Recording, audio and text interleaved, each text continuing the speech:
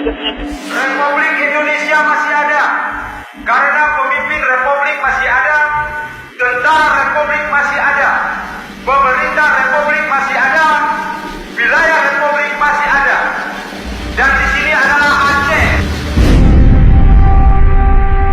Kalimat itu disampaikan dalam siaran radio Rimba Raya di pedalaman hutan Rimba Raya, kawasan Aceh Tengah, yang sekarang dikenal sebagai Kabupaten Bener Meriah.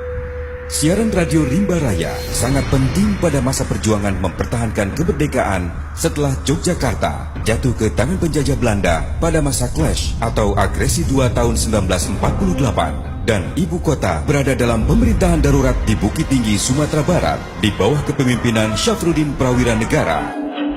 Republik Indonesia masih ada. Kalimat tersebut disiarkan melalui stasiun radio berkekuatan 1 kW pada frekuensi 19,25 dan 61 meter dalam 5 bahasa: Inggris, Arab, China, dan Jepang, serta bahasa Indonesia. Komandan kami telah bersedia untuk mendengarkan.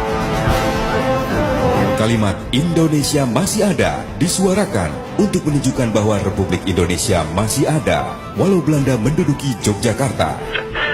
Sejak agresi Belanda kedua tahun 1948, siaran tersebut dapat ditangkap jelas oleh radio di Semenanjung Melayu, Malaysia, Singapura, Saigon, Vietnam, Manila, Filipina, bahkan Australia dan Eropa.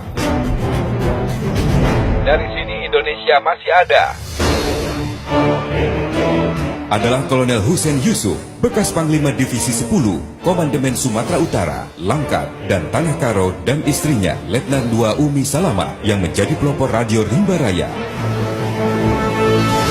Kedua tokoh itu adalah inisiator berdirinya radio darurat Radio Rimba Raya. Kini, perangkat tua Radio Rimba Raya itu teronggok di salah satu sudut ruangan Museum Tentara Nasional Indonesia Angkatan Darat Yogyakarta, terregistrasi dengan nomor 60.607.318. Republik Indonesia masih ada.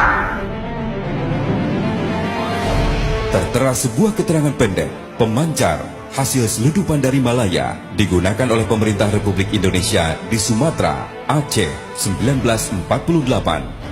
Sama sekali tidak ada keterangan lain tentang Radio Rimba Raya di museum itu.